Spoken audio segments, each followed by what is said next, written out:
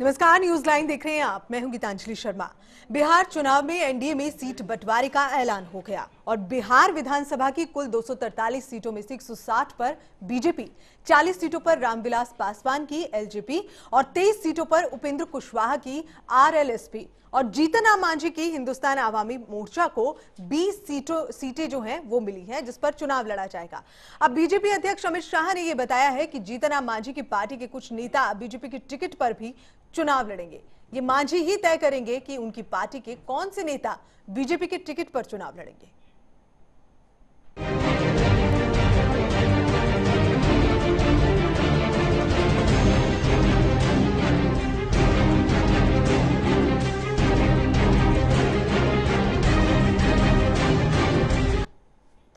जी हां, आखिरकार एनडीए में सीटों को लेकर विवाद सुलझ गया। जीतन राम मांझी के कारण सीट बंटवारे पर पेच फंसा हुआ था। मांझी को बीजेपी कुल 20 सीटें देना चाहती थी। बीजेपी की इच्छा थी कि इन 20 सीटों में 5 पर मांझी के कैंडिडेट बीजेपी के चुनाव चिन्ह पर चुनाव लड़ें और वहीं मांझी चाहते थे कि उनकी पार्टी को 20 सीटें मिले और बीजेपी के चुनाव चिन्ह पर चुनाव लड़ने वाले 5 उम्मीदवार अलग से हों। सीट बंटवारे के बाद साफ है कि अमित शाह को मांझी की मांग माननी ही पड़ी।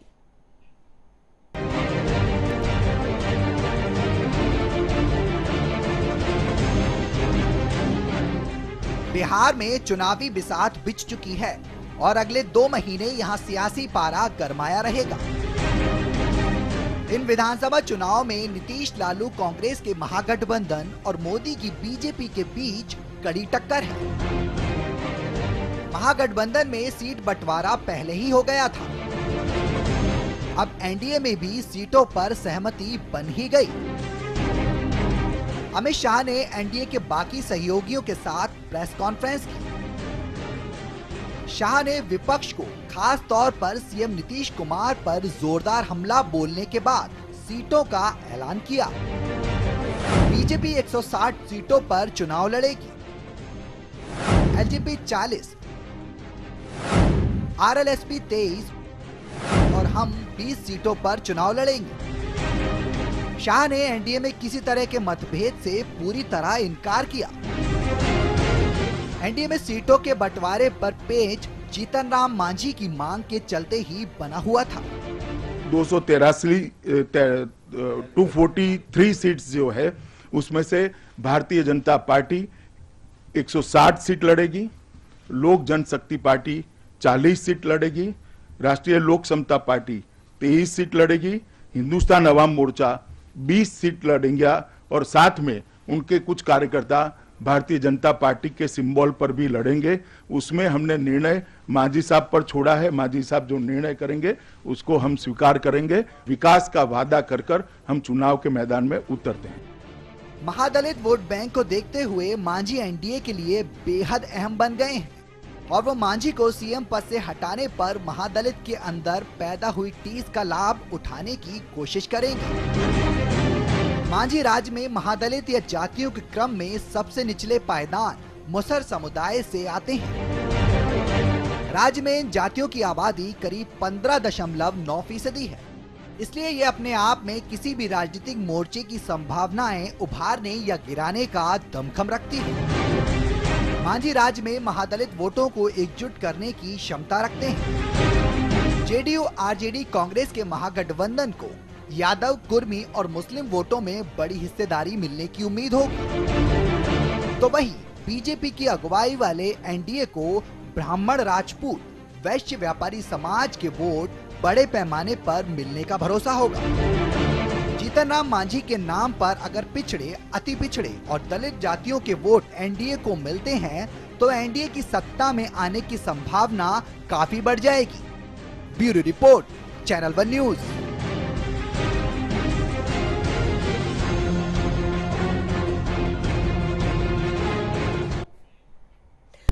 तो लीजिए, जिसका इंतजार था कि कब एनडीए सीटों का बंटवारा करे, वो दिन भी आ गया। लेकिन इस सीटों के बंटवारे के साथ क्या एनडीए में सब कुछ ठीक ठाक है? क्या अभी भी जो नाराजगी चल रही थी वो खत्म हो गई है? क्या इस सीट बंटवारे को लेकर सभी दल संतुष्ट हैं? और क्या होगा इन सीटों के बंटवारे के बाद? जिसको जितनी सीटें मिली हैं उसके बाद क्या एनडीए को मजबूती मिलेगी? कितनी संभावनाएं इन सीटों के बंटने के बाद जो जीत को लेकर है वो बन रही है। इन्हीं सब सवालों पर हम चर्चा करेंगे। इस वक्त स्टूडियो में जो मेहमान इस चर्चा के लिए मेरे साथ मौजूद हैं, मैं परिचय करा देती हूं। हमारे साथ मौजूद हैं दयाराम त्यागी, नेता कांग्रेस, संजीव निगम, नेता आप, मुकेश वाजपेयी, नेता बीजेपी, और प्रोफेसर ललन प्रसाद, वरिष्ठ पत्रकार हमारे साथ में मौजूद हैं। ललन, आप सभी मेहमानों को बहुत बहुत स्वागत है।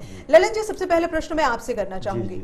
सीटों का बंटवारा फाइनली हो गया। इंतजार किया जा रहा था कि कब सीटों का बंटवारा हो, और जो अन्य विपक्षी दल है वो मुंह फाड़े राह देख रहे थे कि कब एनडीए में सीटों को लेकर बंटवारा हो, और कब हम इन्हें भी बताएं कि मनमुटाव हमारी पार्टी में नहीं है, आपकी ही पार्टी में है। क्या एनडीए में सब कुछ इतना सहज चल रहा है जितना दिखाया जा रहा है?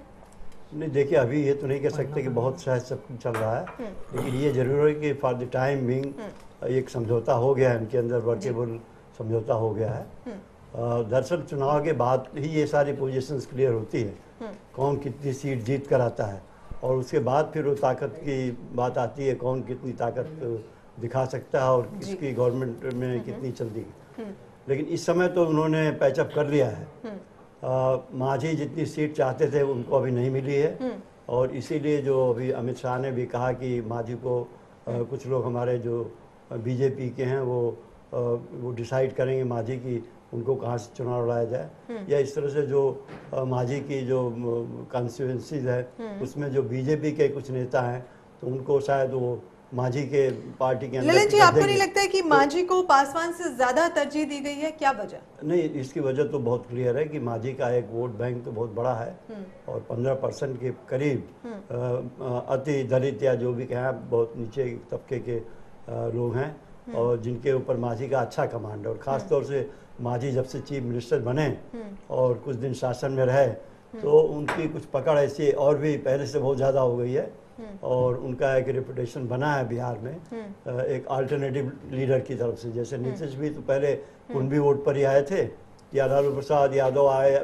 यादवों के वोट पर और मुस्लिम वोट पर, तो मांझी भी अब जो अति दलित हैं उनके वोट पर आए हैं, और एक उनकी अपनी कॉन्स्टिट्यूंसी बन गई है। तो बीजेपी को तो ये कहना गलत नहीं होगा कि पार्टी पर दबदबा जो कहा जाए वो कहीं ना कहीं मांझी का ज्यादा है पासवान से? बिल्कुल बिल्कुल। बहरहाल चलिए, बिल्कुल होगा। हमारे साथ में दयाराम त्यागी जी भी मौजूद है, नेता कांग्रेस। त्यागी जी, कैसे देख रहे हैं सीटों के बंटवारे को? सबसे पहले आपकी प्रतिक्रिया। देखिए, इसमें ऐसा है कि जो अभी समझौता हुआ है, मेरे नजरिए से तो ये अभी एक वक्ती तौर पे एक समझौता है।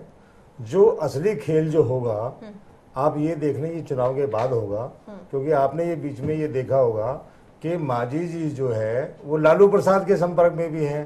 तो जो असली जो मोल भाव होगा वो चुनाव के बाद होगा कि किसकी कितनी सीट निकल करके आती हैं। और मेरा ये मानना है कि आप बिहार के अंदर जो भारतीय जनता पार्टी की जो लीडरशिप थी, जिनका हम कभी मतलब नाम सुनते थे, जो नीतीश कुमार के टाइम पे उप मुख्यमंत्री थे, चाहे वो मोदी साहब हैं, चाहे वो सीपी ठाकुर जी है, और चाहे कोई भी है, लेकिन मोदी जी अपने आप को इतना लोकप्रिय मतलब लीडर कहते हैं, नेशनल लीडर हैं, प्रधानमंत्री भी हैं। तो अब ये एक सोचने की एक देखने वाली बात है कि एक मांझी जी को इतना वेट देना और एक दो नाव पे सवार होकर चलना, एक तरफ मांझी जी को लेकर के और एक तरफ पासवान जी को लेकर के, तो मैं नहीं समझता है इसका कोई बहुत अच्छा कोई रिजल्ट निकलेगा या बहुत ज्यादा कोई फायदा। लेकिन ये तो बहुत ही सहज प्रक्रिया है, और कहीं ना कहीं बिल्कुल।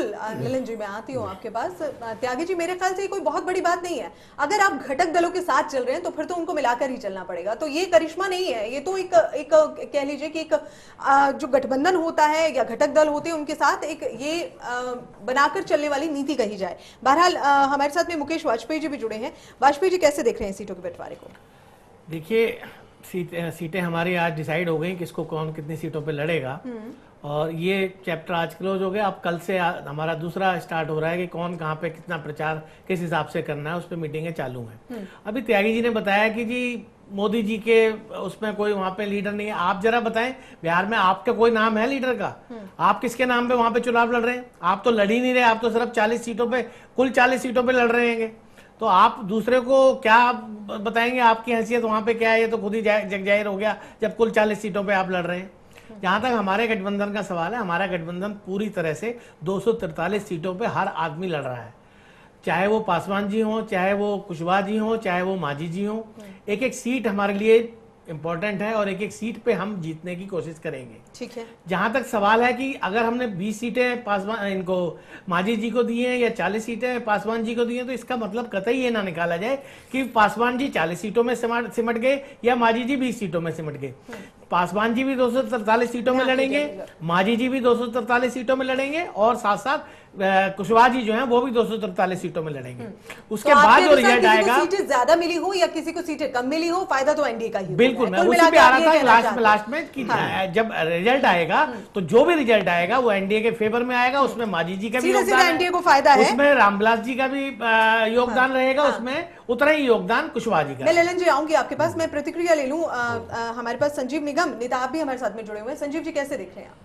देखिए गीतांजलि जी, आज इनका जो समाधान निकला है अच्छी बात है, इन्होंने दिखाया है, लेकिन जो सही स्थिति आएगी वो तो आएगी चुनावों के बाद में। जैसा कि मोदी जी अक्सर कहा करते हैं चुनावों के दरमियान, आपने जब से आए हैं यहाँ पर प्रधानमंत्री, कि बाप बेटे, उत्तर प्रदेश में मुलायम सिंह और उनके पुत्र अखिलेश, जम्मू कश्मीर में भी बाप बेटे, तो अब इनको जो है ना बाप बेटे से चुनौती झेलनी पड़ेगी आगे आने वाले दिनों में।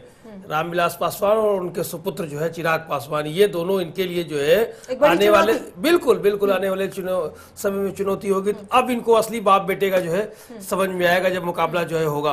तो अभी भी स्थिति कोई बहुत वो नहीं है, वाजपेयी जी अच्छी इसमें रोशनी डालेंगे। 40 सीटें तो उनको मिली है कि पिक्चर अभी बाकी है, अभी अंदर का खेल वो समझ में नहीं आया। पासवान की जो नाराजगी है वो जाहिर तौर पर आ रही है और ये भी कहा जा रहा है साफ शब्दों में कि जितनी सीटें मुझे कही गई थी उतनी सीटें मुझे नहीं दी गई हैं, तो मेरे साथ ठीक नहीं हुआ और इसकी कवायद वो शुरू कर चुके हैं। अमित शाह से मुलाकात की बात करें। बहरहाल ललित प्रसाद जी कुछ कह रहे हैं। जी देखिए, बिहार में स्थिति और राज्यों से थोड़ी भिन्न है, बीजेपी के लिए खास तौर से। बीजेपी का कोई अपना चेहरा बिहार में बड़ा चेहरा, हाँ बड़ा चेहरा नीतीश के मुकाबले या लालू के मुकाबले या मांझी के मुकाबले नहीं है। ठीक है, और इसलिए बिहार में ये मोदी जी के नाम पर चुनाव लड़ना ये ठीक है और मोदी जी का इन्फ्लुएंस भी होगा, इसमें कोई शक नहीं है। लेकिन चूंकि इनका अपना कोई चेहरा नहीं, इसलिए जो घटक इनके साथ हैं उनके ऊपर इनकी डिपेंडेंस ज़्यादा है। नीतीश, ये रामविलास पासवान के ऊपर भी और ये मांझी के ऊपर भी और कुशवाहा के ऊपर भी। तो ये बैलेंसिंग का जो एक्ट है, इनको चुनाव तक, जब तक चुनाव खत्म नहीं होते तब तक बराबर करते रहना पड़ेगा। और ये बैलेंसिंग का एक्ट जब चुनाव हो जाएगा, ये बैलेंसिंग का एक्ट जो आप बता रहे हैं, क्या इतना बैलेंस नजर आ रहा है सब कुछ? नहीं, बैलेंस तो अभी तो हम ये नहीं कह सकते एग्जैक्टली कितना बैलेंस है, क्योंकि आज ही टिकटॉक आज की तारीख में तो अमित शाह ने उसको बैलेंस कर दिया है, इसमें कोई शक नहीं है। अब जब सीटों का एक्चुअल बंटवारा शुरू होगा, जो कौन कहां से लड़ेगा, तो उस समय भी ये सब कुछ समस्याएं आएंगी और उसको भी इनको निपटाना पड़ेगा। लेकिन देखिए, कोलिशन पार्टी जो पॉलिटिक्स है उसकी एक मजबूरी है। अब चूंकि ये भी कोलिशन में जा रही है बीजेपी, हालांकि आपको याद होगा कि मोदी जी अपने इलेक्शन में, जो पार्लियामेंट का इलेक्शन था, उसमें कोलिशन के बहुत खिलाफ थे और उन्होंने सब जगह अपनी मीटिंग में कहा था कि बीजेपी अपने दम पर पूरी सरकार बनाएगी और हम इस तरह की जो कोलिशन हो नहीं चाहते। लेकिन अब एक मजबूरी है उनके सामने कि बगैर कोलिशन के राज्यों में वो देख रहे हैं कि चुनाव नहीं लड़ पाएंगे और जीत नहीं पाएंगे, तो इसलिए कोलिशन में तो जा ही रहे हैं। लेकिन मेरे विचार से बीजेपी को जो अपने नेता हैं, इनको भी उतना कद्दावर बनाना चाहिए धीरे धीरे, ताकि एक इनकी अपनी भी छवि बिहार के अंदर बन सके। हालांकि इन्होंने काम अच्छा किया नीतीश के साथ मिलके, लेकिन क्रेडिट फिर भी नीतीश को गया, इनको क्रेडिट कम गया है इसका। चलिए, वाजपेयी जी के वाकई ऐसा है? देखिए, प्रोफेसर साहब ने जो बात कही, मैं दूसरे शब्दों में कहूँ तो देखिए, एक गठबंधन का धर्म होता है जिसका पालन करना चाहिए और वही हमारी पार्टी ने किया। गठबंधन के अंदर जितने भी दल होते हैं सबका सम्मान उचित होना चाहिए। किसी को ये नहीं लगना चाहिए कि मेरे सम्मान में कमी आई। जो आपने देखा ये 2-3 दिन जो डिले हुआ, ये सिर्फ इसी कारण से हुआ कि किसी हर गठबंधन धर्म में हर एक पार्टनर हमारे लिए उतना ही इंपॉर्टेंट है। दूसरी बात ये है कि गठबंधन में जितने भी दल है उन सबका कहीं पे भी सम्मान में कोई कमी ना आए। बेशक से सीट ऊपर नीचे 1-2 हो जाए वो ठीक है, लेकिन किसी ये ना लगे कि हमें इच्छा कर दी गई है या हमारे की पूछ की बजाय इनको ज्यादा पूछा गया। तो इस सब चीजों को गठबंधन धर्म में ध्यान रखना चाहिए पड़ता है और इसका ध्यान रखा गया है। हाँ। लेकिन जहां तक अब दूसरे जो विषय है कि बाप बेटे वाली बात करी या इलेक्शन के बाद की बात करी, तो देखिए एनडीए अपने दम पे 185 से ऊपर सीटों से जीत के आ रहा है। ठीक है। और जहां तक चीफ मिनिस्टर की बात है, वो पासवान जी ने भी साफ कर दिया है, मांझी जी ने भी साफ कर दिया है और कुशवाहा जी ने भी साफ कर दिया कि बीजेपी का जो भी चीफ मिनिस्टर होगा हमें मंजूर होगा। तो इसमें कहीं कोई चुनाव के बाद भी इस तरह की कोई ये लोग आकलन करते रहे इस तरह की कि इस तरह का कुछ होगा, लेकिन ऐसा कुछ होने वाला नहीं है। पूर्ण बहुमत आएगा, 2/3 बहुमत हमारा आएगा, हमारी सरकार बनेगी, बीजेपी का वहां पे चीफ। वाजपेयी जी, अभी चीफ मिनिस्टर का आपने जिक्र किया, माफ कीजिएगा आपको बीच में इंटरप्ट कर रही हूँ, लेकिन जो चीफ मिनिस्टर का आपने अभी जिक्र किया है, आखिर ऐसे क्या वजह है, आखिर ये रणनीति का कौन सा हिस्सा है कि अभी तक आप चीफ मिनिस्टर का अनाउंसमेंट नहीं कर पाए हैं? क्या कौन सी रणनीति, क्या? देखिए इसमें आपको मैं आपको बताऊं कि देखिए जो हमारे इस समय विरोध में जो गठबंधन लड़ रहा है चुनाव, जिसमें 3 पार्टी है, उसमें सिर्फ 2 नेता हैं, एक लालू प्रसाद यादव, एक नीतीश कुमार। लालू प्रसाद यादव सजा याफ्ता है, वो चीफ मिनिस्टर बन नहीं सकते। नीतीश कुमार के अलावा कोई और नाम बता दे, कोई इनके पास चीफ मिनिस्टर का कैंडिडेट हो, चाहे कांग्रेस का हो चाहे राष्ट्रीय जनता, कोई नहीं। आप कांग्रेस का छोड़िए, कांग्रेस का नाम नहीं पता है, आप अपनी पार्टी का बताएं। लेकिन हमारे गठबंधन में हमारी पार्टी के अंदर भी इतने काबिल नेता हैं, और एक नहीं दर्जनों काबिल नेता बिहार के आपको मिल जाएंगे। एक का अनाउंसमेंट नहीं कर पा रहे। सुनिए दर्जनों इतने काबिल हैं जो चीफ मिनिस्टर के पद के लिए उपयुक्त हैं। अब उसमें से जो वहां के विधायक किसको चुनते हैं, विधायक किसको चाहते हैं, ये विधायकों को चुनने के बाद डिसाइड करने का हक दिया जाना चाहिए। जहां तक दूसरे गठबंधन की बात है, वहां पे तो सिर्फ नीतीश कुमार, क्योंकि लालू प्रसाद जी के कांटा लग गया तो नीतीश कुमार के अलावा कुछ। चलिए जवाब ले लेते हैं, दयाराम त्यागी जी तैयार हैं बिल्कुल जवाब देने के लिए। देखिए गीतांजलि जी, ऐसा है जो हमारे मित्र कह रहे थे, मैं सबसे पहले तो एक बात ये बता दूं कि मतलब लगा के हमारे मित्र से लगा करके और मोदी तक जो है सत्ता में होने के बावजूद, सरकार में होने के बावजूद आज भी सोनिया गांधी, राहुल गांधी, सोनिया गांधी, कांग्रेस, राहुल गांधी यही है। और ये जो बिहार में चुनाव हो रहे हैं, मेरा ये मानना है ये एक बौखलाहट का एक नतीजा है। जब से ये दिल्ली के अंदर इन्होंने डिफीट खाई है, मैं आपको ये बता दूं कि ये उसी का एक परिणाम है। नीतीश कुमार जी, हमने तो जब ये गठबंधन करा, कांग्रेस ने करा, लालू ने करा, एक डिक्लेयर कर दिया उसी टाइम के नीतीश कुमार जी होंगे। ये खुद भी हमारे मित्र कह रहे हैं कि नीतीश कुमार से बढ़िया सीएम नहीं है। हार का नतीजा है क्या? कांग्रेस को दिल्ली हार का नतीजा नहीं नहीं, कांग्रेस को तो जो मिलकर चुनाव लड़ रहे हैं, पहले उन्हीं में खामियां निकाला करते थे, अब उन्हीं के साथ मिलकर चुनाव लड़ रहे हैं। मैं आपको वही चीज बता रहा हूँ, कांग्रेस को तो जो जनता जनार्दन है उन्होंने तो बता दिया, उन्होंने अपना रिजल्ट सुना दिया, अपना फैसला सुना दिया। हम और आप कुछ कोई नहीं होते सुनाने वाले। ये जो दम भरते हैं कि हम अकेली पार्टी, और जब चुनाव होने के बाद में एमएलए करेंगे, आप हरियाणा का देख लें, हरियाणा में कितने एमएलए ने चुन करके खट्टर जी को बनाया है, आप मुझे बताएं। और इतना ही अगर लोकप्रिय इनके पास लीडर हैं, मैं तो खुद बोल रहा हूं, इनके पास मोदी जी है, इनके पास सीपी ठाकुर है, इनके पास शत्रुघ्न सिन्हा है, इनके पास और बहुत लीडर है जो बहुत काबिल लीडर है। मतलब ऐसी क्या एक इनके सामने मजबूरी है? एक जो नीतीश कुमार जी का मतलब कैबिनेट मिनिस्टर जो नीतीश कुमार जी में रहा, और नीतीश कुमार जी ने ही जिसको आगे प्रोड्यूस किया, सीएम बनाया, आज ये उसी को हाथों पर ले रहे हैं। उसके अलावा इनको कोई लीडर ही नजर नहीं आता। तो इनके पास लीडर है कहाँ? इनको अपने लीडरशिप पे विश्वास है कहाँ? मुझे बताइए आपको कौन सी लीडरशिप इनको विश्वास है? बिहार की जो लीडरशिप है।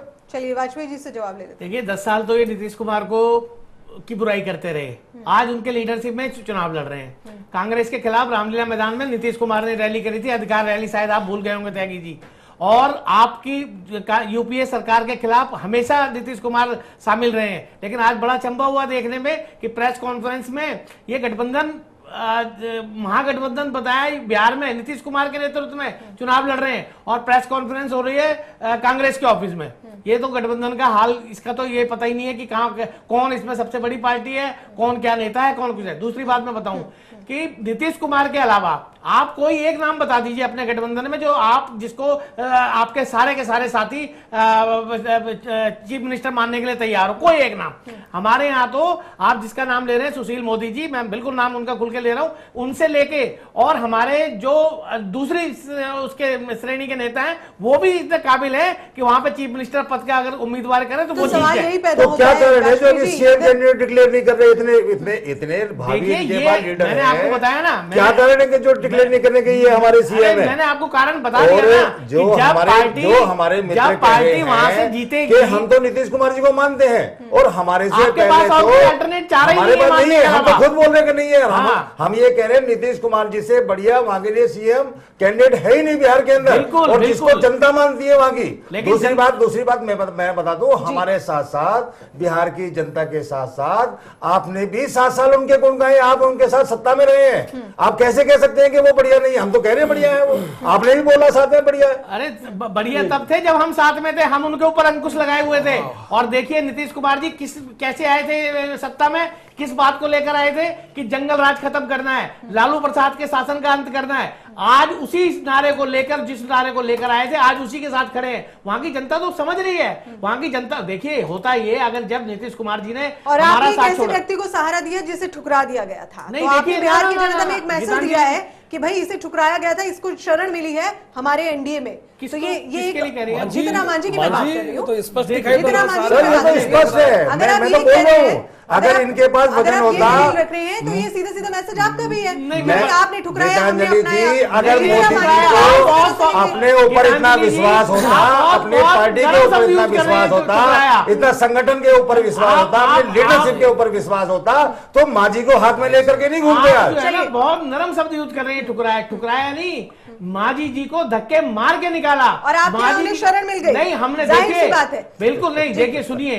हम जिस महादलित को बीजेपी ने लेकर आए सीधे थे, इसका फायदा उठाने की कोशिश की देखिए, और जिस जीतन महादलित- मांझी को जगह दे दी कि आइए। देखिए मांझी जी आप समझिए पूरी बात को, जिस बिल्कुल मांझी मैं जी को समझ रही लेकर हूँ, आए ये थे, राजनीति का हिस्सा है जिस कि मांझी कहीं से जी एक को- वोट बैंक ठुकराया जिस- गया तो उसे कैच करने के लिए तो एनडीए खड़ी है। जिस ये मांझी तो मैं समझ रही हूँ जिस बहुत मांझी अच्छे जी को से। इन्होंने चीफ मिनिस्टर बनाया था नीतीश कुमार ने, हाँ। क्या कहकर बनाया था कि ये महादलित चेहरा है, और उसके बाद जब वो लात मार दी तो वो हमें लगा कि ये महादलितों का अपमान है, ये महादलितों के साथ मैं सिर्फ एक छोटी सी बात ये कहना चाहता हूँ, ये बीजेपी को मैं फायदा है, गीतांजलि जी एक बात ये कहना चाहता हूँ, ये अपमान है, एक ये बीजेपी को फायदा है, रामायण इसको अभी सीधे सीधे हम बात हम लोग करेंगे। रामायण पढ़ते हैं, हम लोग देखते हैं, आज तक राम का नाम सबने रखा है, आज लक्ष्मण का नाम सबने रखा है, आज तक कभी भी विभीषण का नाम किसी ने विभीषण के नाम पे अपने बच्चे का नाम नहीं रखा हुआ है। विभीषण की गिनती मेरी नजरों में आज जिस आदमी ने, जिस नीतीश कुमार ने, जिस जनता दल यूनाइटेड पार्टी ने जिसको सीएम बनाया, नीचे से उठाया, गद्दी बनाया, आज उसके साथ गद्दारी कर रहा है। आप कैसे बातें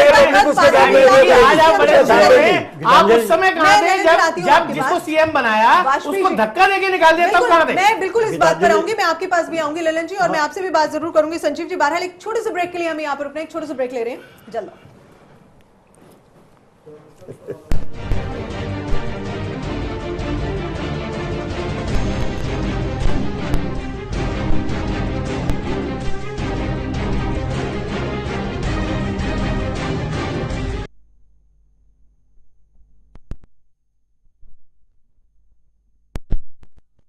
कुछ ना वेबसाइट जो है ना वो स्लो चल रहा है।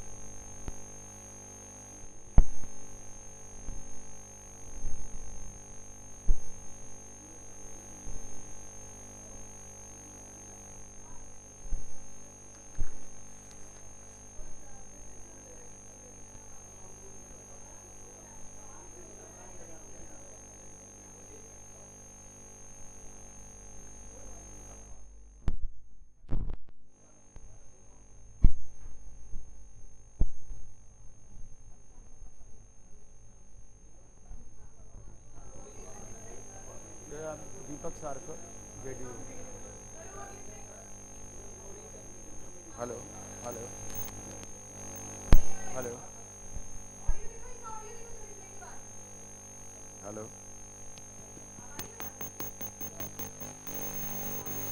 हेलो दीपक सारकर, हेलो दीपक सारकर नहीं आ रहा, आएंगे।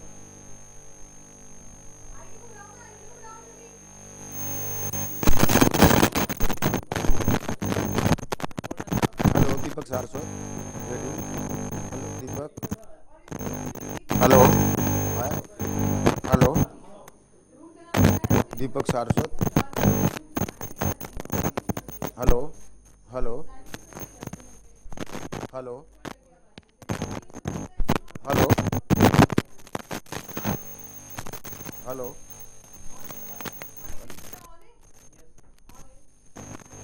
Hello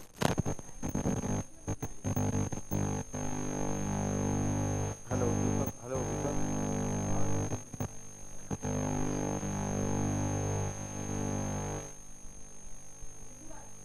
hello, Deepak Saraswat, JDU. Hello, Deepak Saraswat.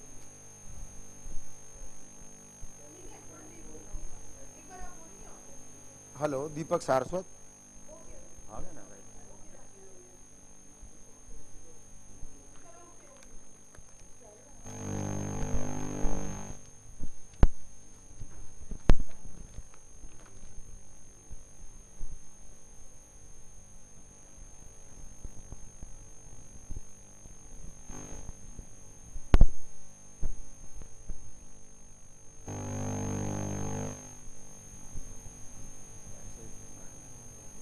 सीधा ही। हाँ, परसों भी ऐसे हुआ।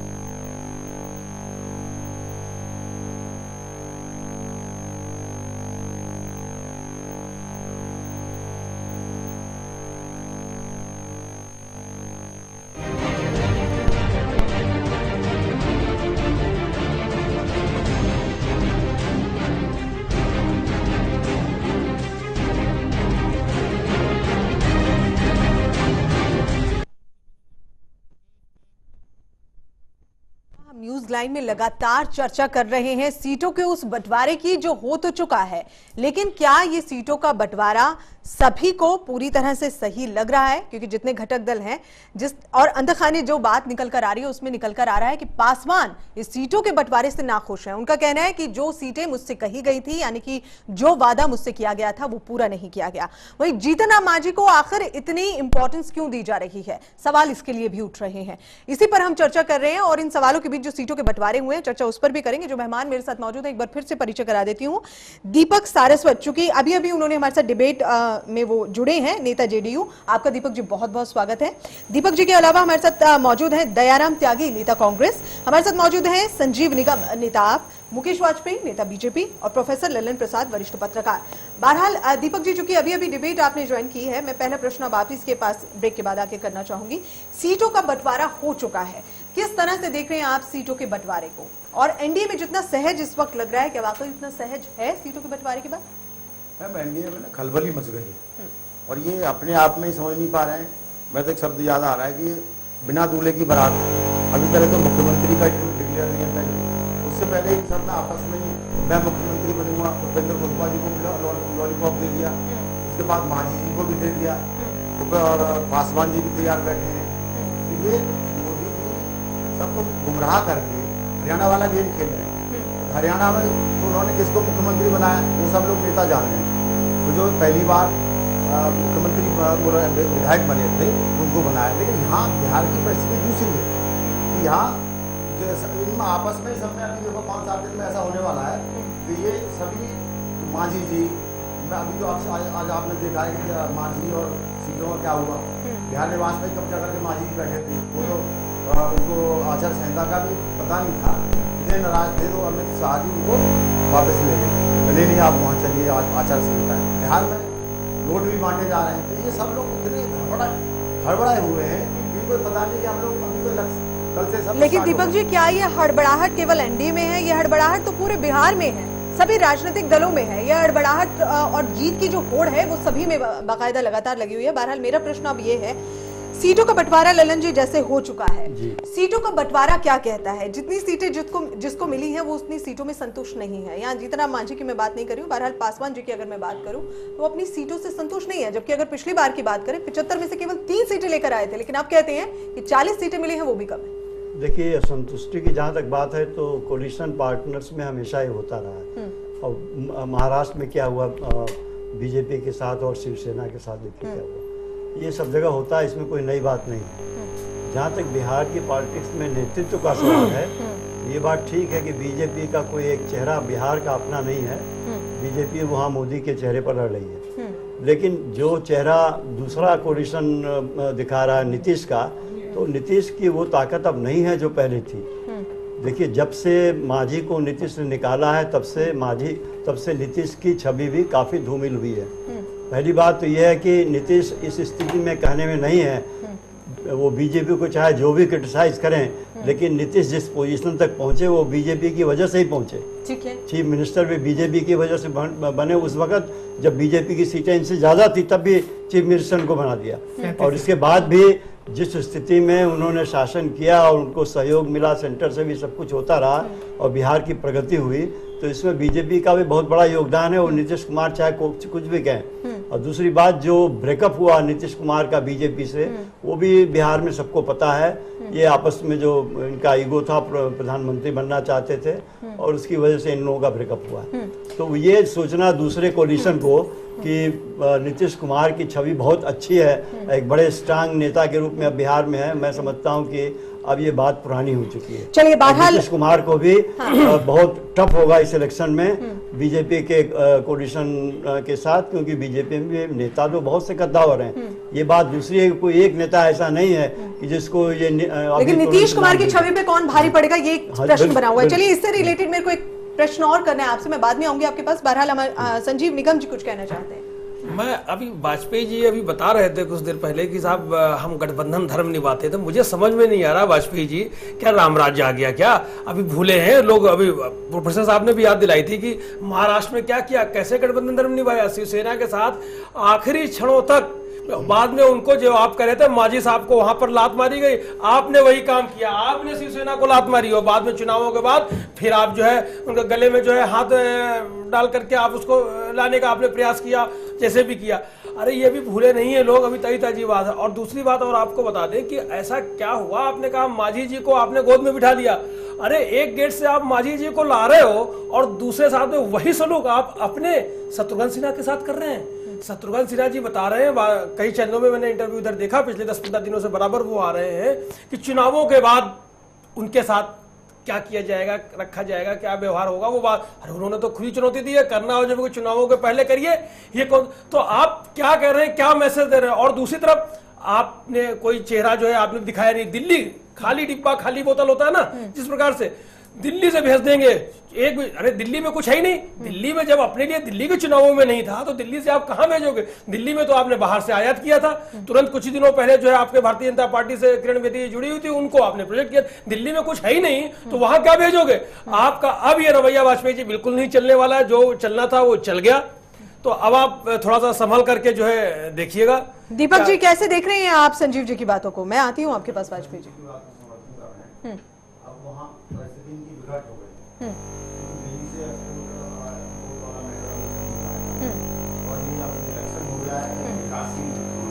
ठीक है। ये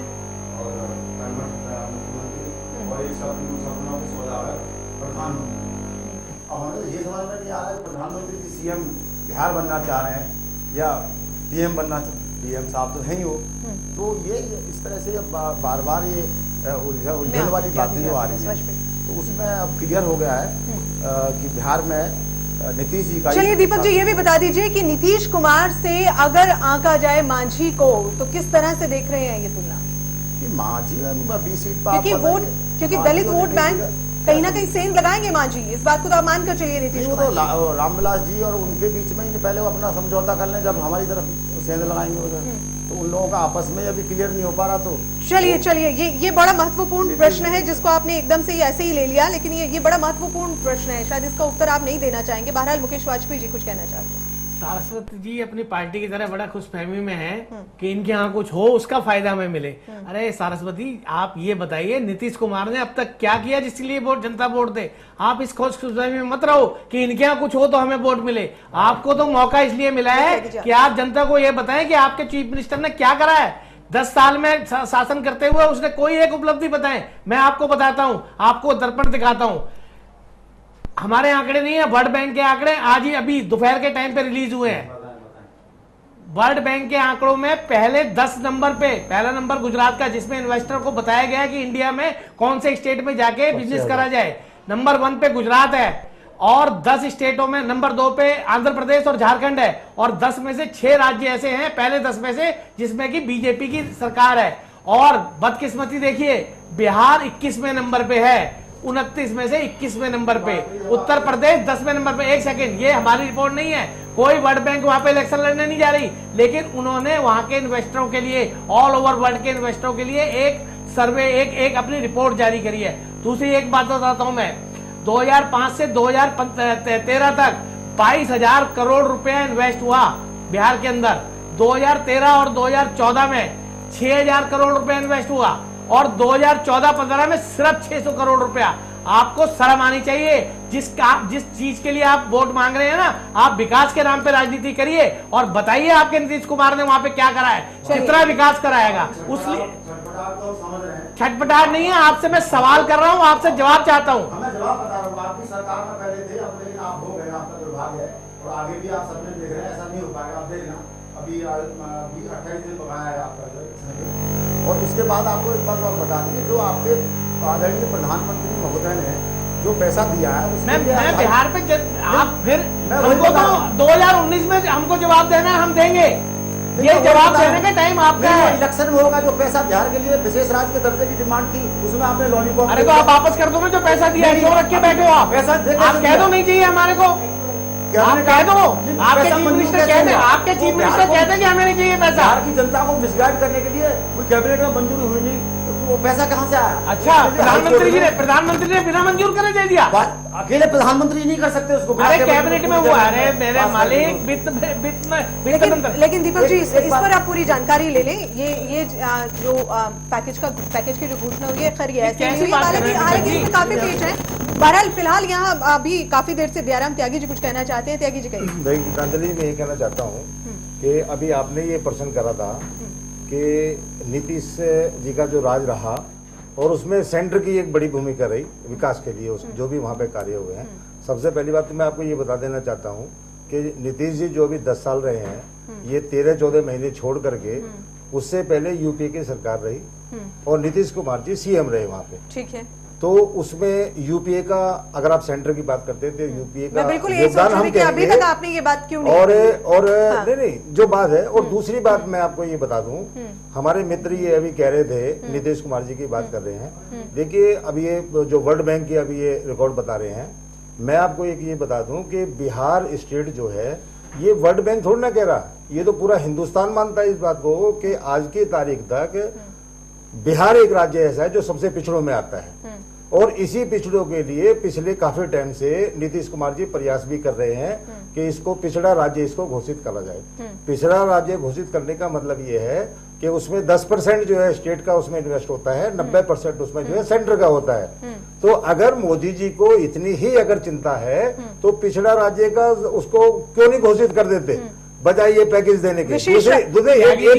देखिए मैं आपकी बात बीच में नहीं बोला, मैं अपनी बात कर मैं सुनूंगा आपकी बात, कोई दिक्कत नहीं है उसमें। दूसरी बात मैं एक बात ये कहना चाहता हूँ, आपकी बात जो बिहार के अंदर ये चुनाव हो रहे हैं, ये जो अभी आप सीट बंटवारे की बात कह रहे हो, इसके साथ साथ मैं ये एक मानता हूँ, मेरी एक अपनी सोच है कि चुनाव जो लड़ा जाएगा नीतीश कुमार जी के साथ ये रहे 10 साल, ये उनको ये नहीं कह सकते कि उन्होंने विकास नहीं करा, क्योंकि ये भी एक भागीदार रहे हैं। दूसरी बात, अब की बार जो ये चुनाव होना है, एक रोचक चुनाव। देखिए आज की जो जनता है, चाहे वो कितने भी एक गांव में रह रहा है, चाहे वो शहर के अंदर रह रहा है, और शहर से ज्यादा गांव वाले बहुत समझदार हैं। ये जब ये चुनाव होंगे, जब वो वोट डालने जाएगा, तो इस चीज की तुलना होगी कि जब मोदी जी आए थे, उनको भी 15 महीने 16 महीने हो गए देश को चलाते हुए, उन्होंने भी हमसे वादे किए थे नीतीश कुमार जी के साथ साथ। उन्होंने भी हमसे ये कहा था कि जब मैं सत्ता के जाऊंगा 100 दिन के अंदर मैं इतना तुम्हारा काला धन जो आएगा उसको आपके बैंक में ट्रांसफर कर दूंगा, मैं आपका शौचालय बनाऊंगा, मैं आपका वो करूंगा। तो वो सारी चीज की तुलना होगी। और मोदी जी का ही अगर इतना बड़ा कार्य, तो मैंने भी थोड़ी देर पहले भी कहा था, तो माजी जी को ढोने की क्या जरूरत है? माजी जी के सारे अपने नैया पार क्यों लगाने की सोच रहे हैं? जिसने दूसरे की नैया डुबोई है वो मोदी जी की नैया पार क्या पार उतार देगा? अपने लीडरशिप पे भरोसा करें ना। चलिए वाजपेयी जी जवाब देना। ललन जी, मैं वाजपेयी जी आपकी बात थोड़ी सी ज्यादा मेरे ख्याल से बड़ी रहेगी। मैं ललन जी 2 सेकंड ज्यादा नहीं। देखिए त्यागी जी, आपने यूपीए की बात करी, इसी यूपीए के खिलाफ परिवर्तन मैंने पहले ही कहा कि नीतीश कुमार जी पानी पी पी के धो के आपको कोसते थे कि यूपीए की सरकार पैसा नहीं दे रही हमें, तब आपको नीतीश कुमार अच्छे नहीं लगते थे। दूसरी बात आपने करी क्या बोला था विशेष आपने? पैकेज की उन्होंने बात की है। नहीं, विशेष पैकेज की नहीं, एक और इन्होंने बात बोली थी। तो आप ये बताइए कि आप गठबंधन में मांझी जी को ढोने वाली बात करिए। आप बताइए कि आप लालू प्रसाद यादव जिसको की कोर्ट ने सजा दे दी है, आप उसके साथ खड़े, क्या आप मानते हैं कि वो आरोपी उसने उन्होंने भ्रष्टाचार करा है कि नहीं करा? आप इस बात का जवाब दें कि क्या आप उनको भ्रष्टाचारी मानते हैं कि नहीं मानते हैं, और अगर मानते हैं तो आप क्यों उनके साथ खड़े हैं? त्यागी जी, देखिए, मैं उनको जब तक सुप्रीम कोर्ट का लोअर कोर्ट ने दे चुकी है, तो आप संविधान को मत मानो। आप तो राष्ट्रपति तक जाएंगे फिर। ना, मेरा राष्ट्रपति इसके अंदर कोई दखल नहीं देगा। आपकी जानकारी तो फिर आप अभी की आप बताइए ना, सुप्रीम कोर्ट जो फैसला करेगा वो बात की, अभी जो फैसला हुआ मैं उसकी बात कर रहा हूँ। आप सुनने का भी मादा रखे, अगर आप जवाब सुनने का बिल्कुल सुनूंगा। मैंने आपका सवाल सुनने बड़े आदर से आपको मैं आपके साथ बराबर बहस करता हूँ, उसका कोई फायदा नहीं है। बिल्कुल, मैं आपको ये कह रहा हूँ वाजपेयी जी, देखिए आप बीच में मैं आपको ये कह रहा हूँ, मैं आपको जवाब दे रहा हूँ उस चीज का। जब तक सुप्रीम कोर्ट ने ही जमानत दी है ना, मैंने और आपने तो नहीं दी है ना, सुप्रीम कोर्ट ने जमानत के साथ साथ में सुप्रीम कोर्ट में वो केस पेंडिंग है। वो एक हमारा एक पार्लियामेंट में संविधान बना कि भाई अगर किसी को इतने साल की सजा हो जाती है तो आगे चुनाव के योग्य नहीं रहेगा, वो चुनाव नहीं लड़ेगा वो। तो उसी को मद्देनजर रखते हुए जब तक सुप्रीम कोर्ट का अगले फैसला नहीं आ जाता, कोई भी इंसान किसी को जो है अपराधी नहीं कह सकता उसको। और मैं आपको ये बता दूं कि आज जो चुनाव लड़ रहे हैं, ये तो मैंने आपको इसका लालू जी का जवाब दे दिया। आज जो हम चुनाव लड़ रहे हैं, जिसको आप भी कहते हैं, आप इसको स्वीकार कर लो। और उनके जो कार्य हुए हैं वहां पे नीतीश कुमार जी ने जो डेवलपमेंट कराया, आप उसको भी मान लो। और हम उसी चीज का एक गठबंधन बना करके, उसमें नीतीश कुमार जी भी है, उसमें लालू भी है, उसमें कांग्रेस पार्टी भी है, हम मिलकर के चुनाव, आपको जो रिजल्ट आएगा, जब ये 8 नवंबर को जो आपका रिजल्ट आएगा, तो तब आपको ये पता लगेगा। यही स्टूडियो में बैठ करके हम आपको मिठाई खिलाएंगे और आपको धन्यवाद देंगे आपको। चलिए, ये आने वाला वक्त बताएगा। बहरहाल ललन जी काफी देर से, मैं वाजपेयी जी आते हैं। देखिए, अभी 8 नवंबर तो दूर है, तो जनता के ऊपर है, वो किसको चुन के वहाँ भेजती है। बिल्कुल। लेकिन इस वक्त तो नीतीश कुमार जी को पिछले 15 महीने का अकाउंट पब्लिक को देना है कि उन्होंने ऐसा क्या आउटस्टैंडिंग काम किया जिससे पब्लिक ये इस बात से कन्विंस हो कि अगर उनको दोबारा चीफ मिनिस्टर बना दिया जाए तो बिहार को सही रास्ते पर ले आएंगे। एक छोटा सा उदाहरण मैं देना चाहूँगा। जब ये बात स्पेशल पैकेज की चल रही थी तो उस वक्त उसके साथ ही सेंट्रल गवर्नमेंट ने बिहार गवर्नमेंट से कुछ स्टेट्स के नाम मांगे थे जो मोस्ट बैकवर्ड हैं, और वो स्टेट का नाम देने में बिहार को कई महीने लग गए। वो बल्कि अभी थोड़े दिन पहले उन्होंने लिस्ट जाकर सेंट्रल गवर्नमेंट को सौंपी है। तो अगर आप वाकई बिहार के पिछड़े इलाकों के लिए इतने हमदर्द हैं तो इतना समय क्यों लिया जाता है? और जो बात वास्तविकता में बिहार में है, जो गरीबी बिहार में है, जो पिछड़ापन है, और जैसे आज वाजपेयी जी ने कहा कि जो वर्ल्ड बैंक की भी रिपोर्ट आई है, तो ये बहुत दुखद स्थिति है। और मैं नहीं समझता कि नीतीश कुमार जी इसके तराजू पे इतने खरे उतरे हैं कि जो ये क्लेम कर सकें कि बिहार को उन्होंने बहुत आगे बढ़ा दिया है। जो भी बिहार में प्रगति हुई, इसमें कोई संदेह नहीं, कुछ प्रगति हुई, और उस वक्त भी कोलिशन गवर्नमेंट में ही सीटों का बंटवारा है ललन जी, उसे आप कैसे देख रहे हैं? मेरा प्रश्न फिर से वही है, जो सीटों का बंटवारा हुआ है, जिस तरह से सीटों का विभाजन हुआ है, उन्हें आप कैसे देख रहे हैं और किस तरह से एनडीए को सीटों के बंटवारा का भी आप देख लीजिए, दोनों दल के देख लीजिए। जो नीतीश जी और लालू जी के बीच में हुआ, तो लगभग लालू जी और नीतीश जी के बराबर सीट, ठीक है। और जो आपका जो इनका कोलिशन है बीजेपी का, तो इसमें बीजेपी 160 सीट्स पर आ रही है अपने आप, और बाकी सीटों पर उन्होंने अपने कोलिशन पार्टनर्स को दिया है। अब इसमें वो कितनी सीटें ले जाएंगे, और 160 में कितनी सीट वो ले जाएंगे, और नीतीश कुमार 100 में कितनी सीट ले जाएंगे, ये तो 8 नवंबर को ही पता लगेगा। इसके पहले जो इस तरह के गेस हैं चुनाव में करना, इस तरह से मेरा ख्याल है कोई बहुत जल्दबाजी होगी। लेकिन मेरा मतलब यही है कि नीतीश कुमार को भी पब्लिक के सामने अपना अकाउंट देना पड़ेगा कि वास्तव में उन्होंने ऐसा क्या काम किया कि बिहार की जनता कहे कि नहीं, नीतीश ही हमारे नेता। जी वाजपेयी, आप दीपक जी के पास जाएं, उससे पहले मैं 1 सेकंड के लिए जरा अपडेट कर दूं कि आज स्थिति नीतीश कुमार जी की वो हो गई है कि 115 विधायक वाले, पिछली बार नीतीश कुमार जनता दल यू ने 115 विधायक जीते थे, आज 115 विधायक जीतने वाली पार्टी 100 सीटों पे लड़ रही है। ये कंप्रोमाइज करना पड़ा है। और जिसके खिलाफ चुनाव पिछली बार लड़ा था, लालू प्रसाद के जंगल राज को खत्म करने के लिए, और बड़ी अपनी तारीफ करी थी कि हाँ अब कानून का राज हमने स्थापित कर दिया, आज उन्हीं के साथ, उन्हीं के बराबर 100 सीटों पे वो लड़ रहे हैं, 100 सीटों पे वो लड़ रहे हैं। ना वो उनके खिलाफ बिना गवर्नमेंट बना सकते हैं, ना वो उनके खिलाफ बिना गवर्नमेंट बना सकते हैं। ये स्थिति आ गई है नीतीश कुमार की। अगर इन्होंने विकास करा होता, एक सेकंड बस, अगर इन्होंने विकास करा होता नीतीश कुमार, दीपक जी 1 सेकंड, फिर आप जवाब दे दें। अगर नीतीश कुमार जी ने विकास करा होता तो आज वो चौड़े होके विकास की अपनी रिपोर्ट कार्ड लेके जनता के सामने आते, ना उनको लालू प्रसाद की जरूरत थी, ना उनको कांग्रेस की जरूरत थी। खुद आते चौड़े होके बोलते कि मैंने ये विकास करा, मुझे इस नाम पे वोट दो। आज बदकिस्मती यही है कि नीतीश कुमार मुंह छुपा के इन लोगों की बैसाखी बन के साथ खड़े हुए हैं। चलिए, क्या वाकई ऐसा है त्यागी जी? देखिए, मेरा ये मानना है, हमारे वाजपेयी जी बोल रहे थे कि हम 160, ललन जी बोल रहे थे कि 160 पे चुनाव लड़ रहे हैं। मैं आपको एक थोड़ा सा एक चीज़ बता दूं, महाराष्ट्र में पीछे चुनाव हुए थे, तो महाराष्ट्र के अंदर जितनी सीट थी तकरीबन बीजेपी सबके अंदर चुनाव लड़ी थी और शिवसेना अलग चुनाव लड़ी थी। अगर आप इसको पैमाना मानेंगे तो उनको फिर शिवसेना की जरूरत ना पड़ती उनको। तो ये कोई पैमाना नहीं है कि 160 लड़ रहे हैं तो वो इतने ले जाएंगे, वो इतने ले जाएंगे, ये कोई मायने नहीं रखता है। दूसरी बात मैं आपको तो बार-बार ये लालू जी की बात कर रहे हैं, बार-बार लालू जी की बात कर रहे हैं। मैंने अभी जवाब भी इनको दे दिया, फिर दोबारा इन्होंने वही बात कही। ये हमारा एक मतलब इसको उदारता कह लो, इसको संविधान कह लो, इसको हमारी एक परंपरा है कि भाई उसको क्यों, अगर कोई आदमी अगर गलत काम करता है, अभी तो गलत काम साबित भी नहीं हुआ है अगर, लेकिन फिर भी उसको मुख्य धारा में लाने के लिए हम लोग प्रयास करते हैं। जैसे कि आप अभी आपने देखा होगा, आप जम्मू कश्मीर में चले जाओ, आप बहुत ज्यादा दूर की बात नहीं कर रहे, जहाँ के ऊपर ये इशू एक चल रहा है, मामला चल रहा है ये, लेकिन वहां भी अभी पीछे टीवी में दिखा रहे थे कि जो आतंकवादी था और जिसने मतलब कितने लोगों की जान ली है, कितने विस्फोट करे हैं, वो आज उन्होंने मतलब गवर्नमेंट नहीं उसको मुख्य धारा में ला करके, और आज वहां पे वो एमएलए है। तो लालू जी तो अभी लालू जी के ऊपर एक मतलब ब्लेम लगा रहा, लालू जी के ऊपर उसको अपराधी घोषित कर रहा। कई उदाहरण हमारे देश में मिलेंगे, कई राजनीतिक दलों में उदाहरण कहने का मतलब ये है, ये राजनीति है, राजनीति के अंदर परमानेंट ना किसी। चलिए दीपक जी, क्या आपको वाकई नहीं लगता है कि लालू प्रसाद यादव के साथ चुनाव लड़ना नीतीश कुमार के लिए फायदेमंद कम और लालू प्रसाद यादव के लिए फायदेमंद ज्यादा है?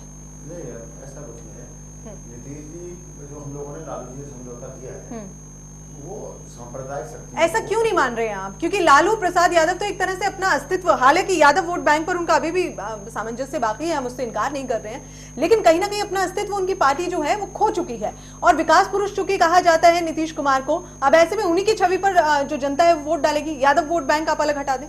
लालू जी बिहार से हैं, पुराने नेता हैं, हम लोगों के साथी पहले भी हैं, सीनियर हैं, हमने अब दोबारा साथ ले लिए। इनके तो संतोष सिन्हा जी, सीपी ठाकुर जी और इनके पुराने लीडर्स में सब कमरे में बंद कर रखे हैं, मुरली मनोहर जोशी जी।